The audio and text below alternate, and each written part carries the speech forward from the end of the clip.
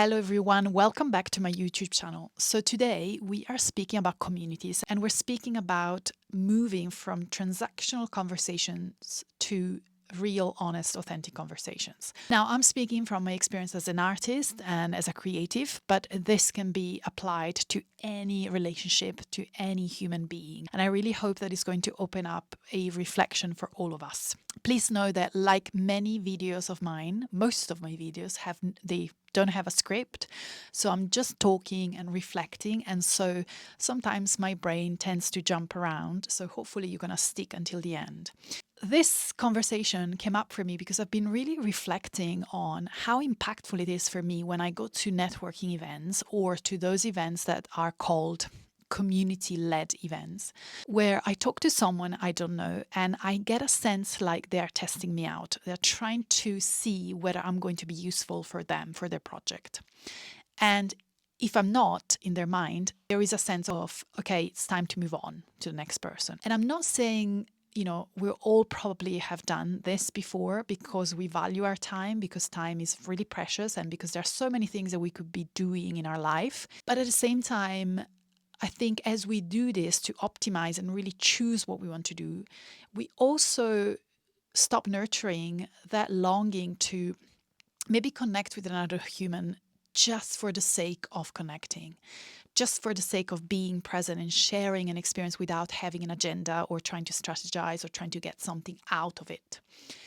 And I think as creatives and, musicians, but also humans really, we long for this kind of relationship where we can just share and listen and know that there is someone else on the other side that has a similar experience than ours, or maybe even if they don't have the same experience, they can offer us a different perspective from a niche that we might be involved in. And I truly, truly hope that when we talk about community, which is a word that often is used, we really think about, are we creating space for people to just show up and just share without having that, almost like attachment to get productive together and find the next collaborator, which by the way is amazing. It's really wonderful if you can find people that you can collaborate with.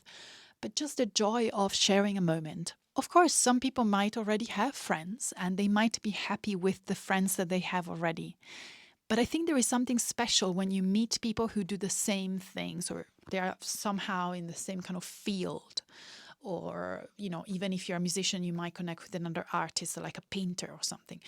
And you just get together to talk about the challenges. Like, for example, one of the challenges that's been coming up with some of my friends is this constant question of, should I be making art while the world is on fire?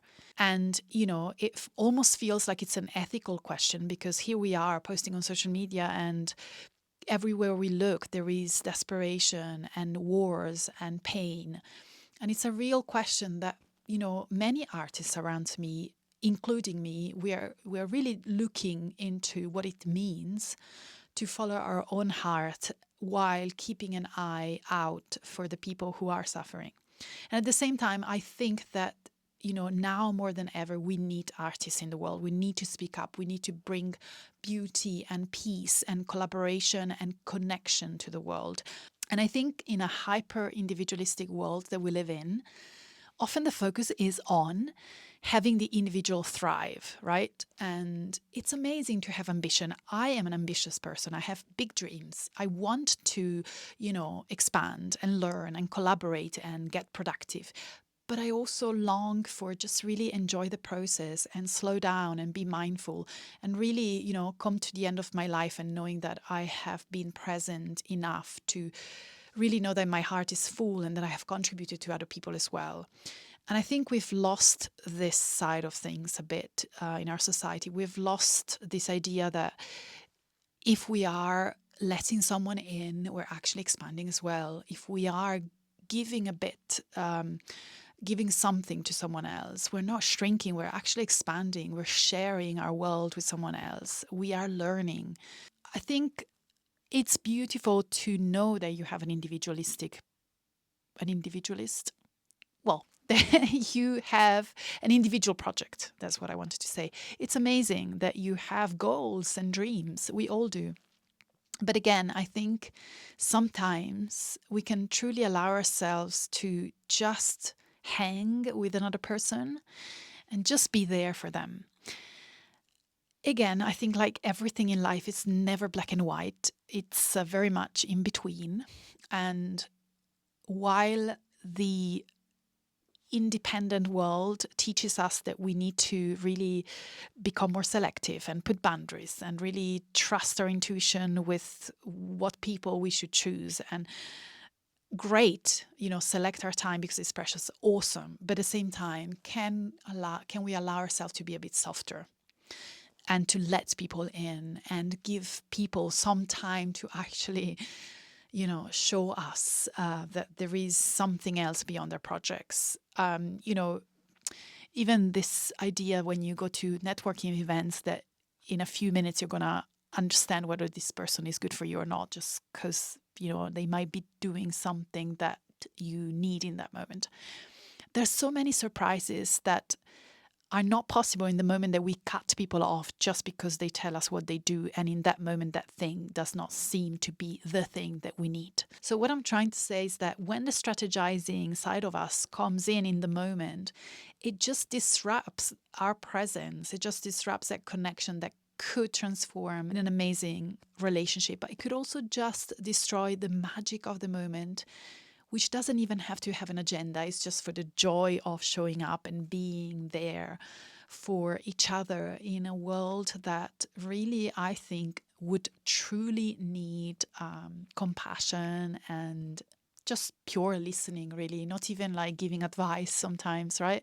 Because as humans, I think sometimes it's easy for us to just give unsolicited advice. Perhaps community doesn't even have to come down to that. It could just even be people showing up who do similar things and sharing the same moment. Do we need anything else?